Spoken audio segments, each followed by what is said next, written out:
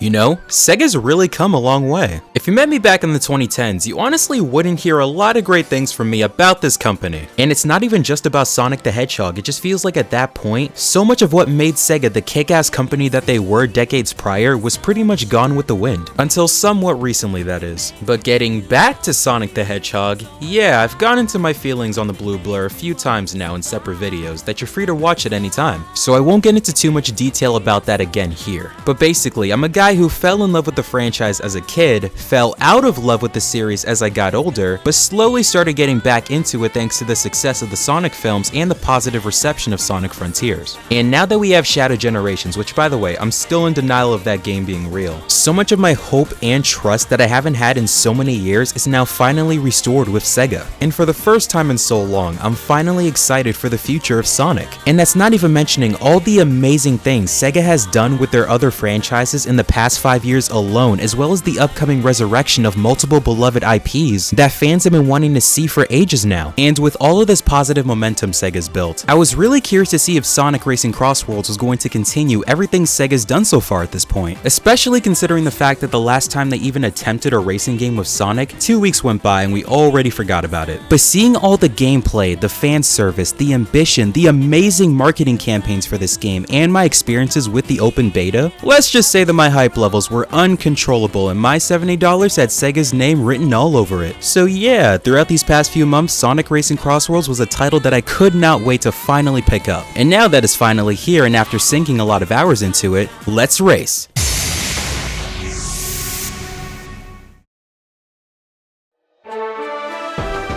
Alright, let's do it! To piggyback what I said earlier, yeah, I did play the open beta of this game that happened a couple months back, and outside of the fact that a lot of my favorite characters weren't playable, and getting swarmed with communications errors back to back with the online, with the insane amount of fun I've had, I've never been so pumped to pick up a racing game as fast as this one. Yeah, I'm definitely blowing my load early, but it's for a really good reason, because the idea of getting to experience a preview of a Sonic related product that made me confident that the final product was going to deliver is a great feeling, and I'm happy to say that it did. When it comes to the game itself, there's no dedicated story mode, which I did say in passing wasn't going to bother me too much if they didn't have it, but I usually loved it when Sega went above and beyond with their racing games, and they usually do well when it comes to their story modes in past Sonic racing games, especially since you now have this big roster of characters. But then again, I wasn't really shocked either way since they never really hinted at anything like that prior to the release, so it didn't take me long to quickly stop caring. What we do have instead is a mandatory Grand Prix mode that you're required to play through at least once before gaining access to anything else in the game, which I thought was a little weird at first, especially during the open beta, because me and all my friends just wanted to jump in on the online action and learn as we played. But if I was to guess from Sega, this was probably done to make sure players were familiarized with the game before jumping online, since there are tutorials here. And if that's the case, I can understand, but come on Sega. I was going to play this mode anyway, no need to be doing that. But then again, the Grand Prix mode is only 3 races long, so you'll be in and out in no time. So we didn't get too impatient doing this. What the real significance of this mode is the rival system. Essentially, when you select your character, you'll be randomly given or manually selected a rival character as the strongest opponent you'll be facing on the tracks. And at the beginning of every first race, you'll see both characters engage in brief dialogue with each other, which ranges from friendly rivalry chat to outright disgusting trash talk. They went out of their way to give every single character in this game, not counting the DLCs, an individual rival dialogue with the rest of the characters, and I respect that detail. And not only that, I think all of the rival dialogue for each of these characters for the most part are great. I could use a little more flirting from Amy to Sonic, since again, as I've said in passing, I'd prefer to see Amy return to who she was back in the 2000s during the adventure era, rather than what they're trying to do with her right now. But outside of that, she checks out. I enjoyed all the lines of the Babylon Rogues. Again, it's so great to finally see all 3 of them back in this series as a die-hard Sonic Riders fan. I think Shadow and Charmy B had the funniest rival dialogue in the entire game for me. Definitely good writing on that last line from Shadow. I felt that burn. And everyone's brought up Sonic and Rouge at this point, like... Do I even need to say it? Sega, you knew exactly what you were doing here, you sly dogs, and I salute ya. And now that big blue nickname Rouge gave to Sonic back in Generation is starting to make a lot more sense now, if you know what I'm saying. Anyways, I'm glad to see that 90s/2000s rebellious energy is finally starting to return to this franchise. I also think that this is the majority or damn near all of the current Sonic voice actors' best work. I'm always going to prefer Jason Griffith as well as the rest of the 4Kids voice cast until the end of time, but putting putting my bias aside, I think everyone did a good job here. And I gotta give a big shout out to Bryce Papenbrook as Silver. I knew him all the way back as Kirito, and I love him as Zidane. But he just did not convince me when he first started voicing Silver back in Team Sonic Racing. I thought he sounded way too corny back then, but here in CrossWorlds, he sounds so much better. His voice tone and direction is top notch and rightfully sounds like a formidable hedgehog from the future. So huge props to Bryce, and let's hope that remake to Final Fantasy IX becomes real sooner rather than later. But overall, I really enjoyed the rival dialogue. But I'd say it's time we start racing, shall we? On the surface, Sonic Racing CrossWorlds plays just as you'd expect from many other arcade mascot racers of the genre. From the constant drifting, item usage, dash panels, pretty much everything you've seen before alongside the transforming vehicles returning from Sonic and All-Stars Racing Transformed. But what I feel sets this game apart from others in the genre, and I dare say even progresses it to a certain point, is the CrossWorlds mechanic. So basically, at the end of every first lap, the leading racer is given a choice. 2 glowing travel rings appear ahead, each leading to a completely different world. Whichever path the leader takes, the entire track instantly shifts into a new setting for lap 2. And I'm not just talking about a palette swap, this is a full-on level transformation. New obstacles, new environmental hazards, and sometimes even a totally different layout feel. And this is an incredible feature, because this makes every race have damn near infinite replay value, because with the amount of CrossWorlds that there are in this game and counting with the upcoming DLC, no race is ever going to be the same. Each race for the most part is always going to be a new experience. And to a larger extent, it's also strategic, because if you're the one who's picking the CrossWorlds, you need to decide which stage is going to be the best for you. Because depending on your vehicle stats and gadgets, 2 things I'll get into soon, some stages might give you bigger or lesser advantages depending on the design. And that's not even getting into the frenzy effects. At certain points, some CrossWorlds tracks can enter a frenzy state where the entire course gets a major boost, like a flood of dash rings, infinite boost whips, or max level quick boost charges from drifting. These perks can seriously shake up the race, especially depending on the kind of gear that you're rocking. So not only do you have to race smart, you also have to think ahead and prepare for which CrossWorlds might pop up, whether you're the one choosing the path or someone else's. I even love the trick system too. Racing in this game just feels so good. And not counting the background NPCs, seriously, what is going on here? I think the visuals of this game look fantastic. The main theme of this game is okay, but I think the rest of the soundtrack is some pretty great stuff. I think the base roster is pretty cool too. It has just about every major long-lasting character in this franchise that I expected with the recently introduced Sage from Sonic Frontiers. There's not too many more Sonic characters I'd want for this, to be honest. I do hope we get to see more niche characters in the future like Tikal, Chaos, Emerald, and maybe Chip from Unleashed, etc. to really grab from all eras of Sonic, but you guys should know by now that I'm all about SEGA characters. And hearing that we're finally going to get Knights showing up this month has me super psyched, since I'm a huge Knights fan who's been wanting her to show up again in these Sonic Racers since the original Sonic Riders. So she's definitely going to be a second main of mine here. The same thing goes for the little banana-loving furball, Glad to see this dude rolling around again on these tracks too. I'm still crossing my fingers that we do eventually get Sakura Wars representation in this game. As a huge fan of So Long My Love, there's literally no way for SEGA to make me happier with this game than putting in Gemini Sunrise as a playable character. I told you guys before that she's #1 at the top of my wish list for characters to be in this game. And you should totally check out this video right here if you want to know the reasons why. She's a niche character, yes, but hey, I'm a guy who likes to dream. And I could talk way more about all the other SEGA characters I want to see show up in CrossWorlds, but for what we have right now with Hatsune Miku, Joker, and Ichiban, I think they definitely have a really good start here. Especially Miku, since I've always liked her as a Japanese icon and had some really great races from the few times I played as her. And what definitely helps is that all of the SEGA characters are free. When it comes to the third-party paid DLC characters, however, yeah, I can't say I was interested enough to purchase any of the ones that are currently out. Because even though I've grown up with SpongeBob, I'm not playing this game for him. And I don't really care for Minecraft. But the upcoming Pac-Man? Alright, that's a start. But as soon as I saw that Mega Man was announced to be in this game too, you bet your E-Tank behind I lost my mind. Especially with how great he looks in the game. As a die-hard Mega Man fan, especially since we're getting that Star Force collection next year, I'm definitely getting him the moment he drops. But until all of these fan favorite characters of mine are released, I'm just sticking to Rouge. And you'll never guess why. To now get into the vehicles, you have your regular speed, handling, and power type machines just like in past racers. But newly introduced to this game as part of the boost type machines are the extreme gears returning from Sonic Riders. And I've already cheered an entire parade at just the idea of SEGA bringing these back, and I knew as soon as I got this game, the extreme gears were pretty much all I was going to be using. Long live the 2000s, haha yeah! Before the record, I never expected the extreme gears to play exactly as they did in Riders because number one, it wouldn't make sense, nor would it fit the gameplay formula formula established by CrossWorlds. It's like, yeah, that's usually the result when we're talking about two completely different game engines. But what I was hoping for, however, was for the extreme gears to have some sort of unique aspect to it that's maybe a little reminiscent of riders so that they still have a sense of familiarity to them. In this case, when you're on the board, the name of the game is constant drifting. While the extreme gears are not that great in speed and have pitiful defense, they do make up in spades by how fast you'll go by boosting when your drift meter is high enough. Which in all fairness does make sense when you think about it, because back in Sonic Riders, meter management and boosting was the core gameplay loop. So it's cool to see that idea carried over even in a new form.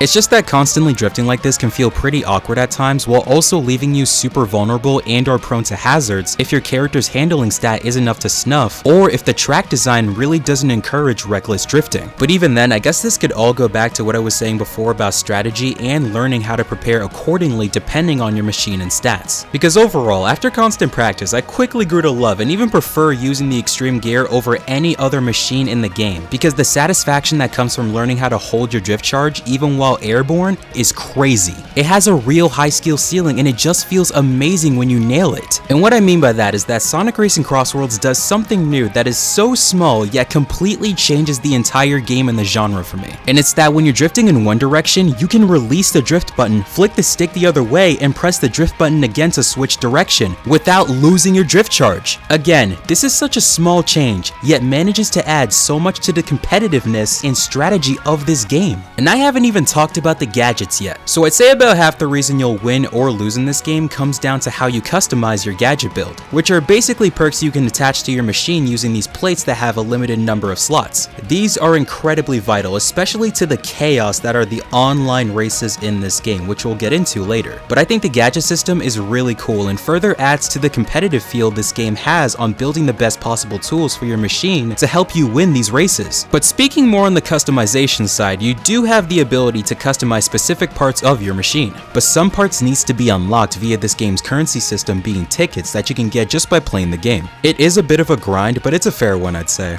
Unless you intend on frequently switching between machine types, I unlocked just about every part of the boost type machines pretty early on just by playing the game fairly often. The only thing I would say is kind of a waste of time to spend your tickets on is the whole friendship level bond thing with the Sonic characters, because it not only requires an absurd amount of tickets to reach the next level threshold, but the only things you get from it are stickers, a forgettable AI skin, and new titles. Yeah, I think I'm good. And yeah, I think that does get into one of the things that this game kinda did let me down on, is the fact that I wish that there were a lot more valuable items and cosmetics that you could purchase with these tickets. Outside of parts for your machines, there's not really anything like that here. I think they missed a really big opportunity to have a badass cosmetic shop where you can buy certain skins and outfits for your characters. Because I look at Sonic Force's Speed Battle and the newly released Sonic Rumble, and I see the way that they're handling all of these cool costumes and outfits for all of these Sonic characters, and I'm like, why can't this game get that? Granted, there's always the possibility of future DLC, but I feel like something like this should have been in the game from the start.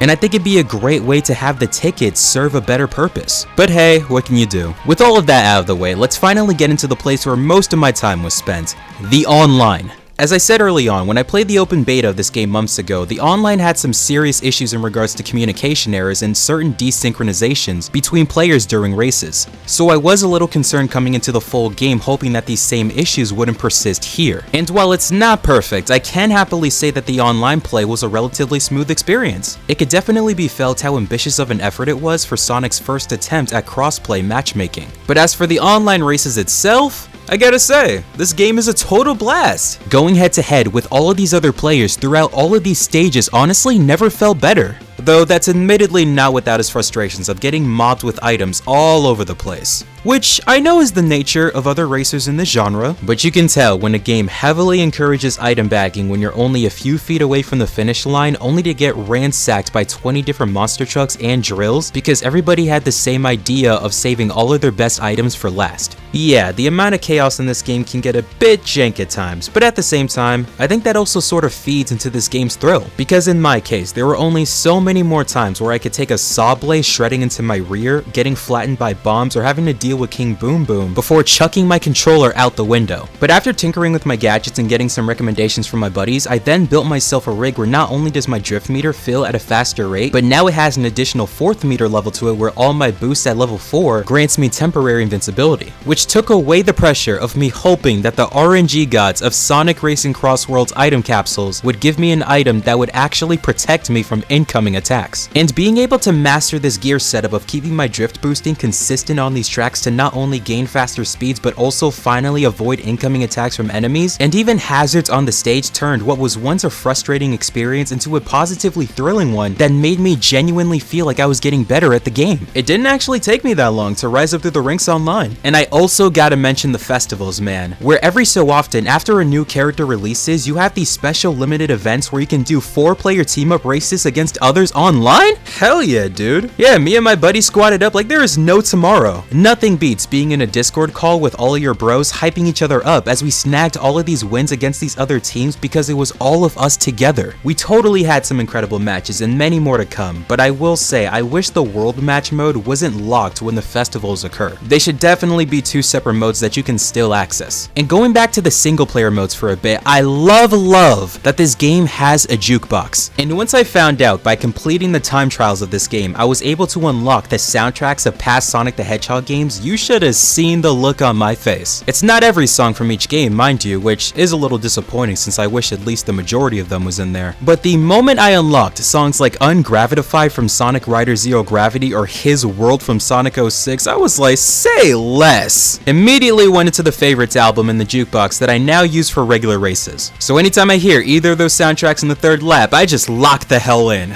As I said though, it's not a perfect jukebox since I do wish they added a few more songs from each particular past Sonic the Hedgehog game. But the thing that bothers me the most, and I dare say offends me about the jukebox, is the fact that they practically have every single 3D Sonic the Hedgehog game soundtrack represented here except Sonic Heroes. Do they want me to unleash the Iblis trigger for real? Alright, but in all seriousness, as a huge Sonic Heroes guy, this is disappointing. I understand that there's some legal issues going on with Johnny Gioeli, the lead singer of Crush 40, which is why songs like Live and Learn, Open Your Heart, and all the other Crush 40 vocals are nowhere to be seen in this game. That's understandable, but you couldn't have given me Ocean Palace from Sonic Heroes? What about Frog Forest? Heck, at the very least, the Special Stage 1 theme should have been in this game. I hope this is something that they do fix in the future because with or without the vocal tracks, the soundtrack to Sonic Heroes is amazing and should be represented here. Same thing goes for Sonic and the Black Knight, that should be here too. And I'd also like it if they added Race to Win from Sonic Rivals 2 as well. But putting all of that aside, I would say the last negative about this game is its price tag. Similar to my view on Atelier Yumiya, this game is a great experience, but it's not worth that $70 price tag. There's just not enough content in this game to truly justify that price. But considering how the industry is moving, I feel like I'm going to be saying that a lot. Well anyways, I'd say we start wrapping up here. A few years back, SEGA said they wanted Sonic to not only rejoin the rivalry he had with Mario, but even surpass him. And I don't usually pay statements like this from companies any mind, especially from SEGA, because this is usually always what they say after a long history of dropping the ball just to spark artificial hype.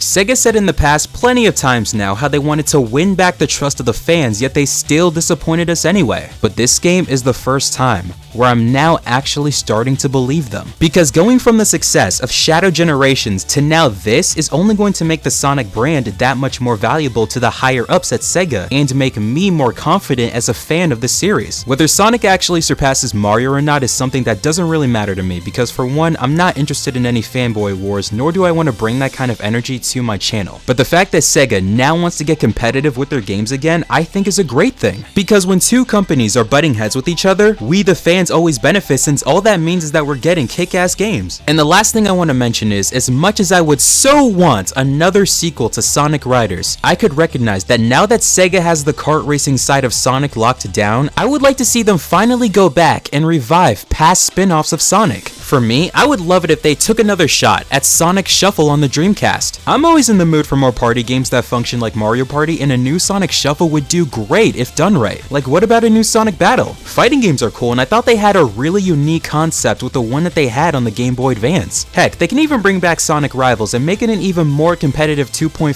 platforming racer than it already was. But ultimately, the biggest thing in regards to Sonic spin-offs from other genres that I'd want to see is a Sonic RPG. And Takashi Iizuka even talked about this at some point. Like, it's crazy how SEGA acquired Atlus, one of the best JRPG developers of our time, and we still don't have a Sonic RPG from them yet. Sonic Chronicles: The Dark Brotherhood was over 17 years ago, so I hope the negative reception of that title isn't still the reason why we don't have another Sonic RPG, cause that'd be lame. So I hope SEGA does go back and explore some of these opportunities with these Sonic spin-offs at some point, because I would really love to see a lot of these come back. But anyway, I think I rambled enough. Sonic Racing CrossWorlds is a fantastic racing game that gave me some of the best online multiplayer action in recent memory, especially with that festival mode. So yeah, totally pick it up if you haven't, but again, I do recommend that you get it on a sale. Also, if you're someone who's interested in wanting to play some online races with me, totally check out my Discord server. Whenever I've got the free time, I'm usually hanging around there pretty often, and me and the guys over there occasionally run some sets of the game as well as many others in the voice calls. As long as you're chill, don't be shy to hit me up over there. And if you guys really want it, I'd totally be down for doing some subscriber lobbies of this in a live stream. And with all that said, thank you so much for watching and have yourselves a great day. Laters.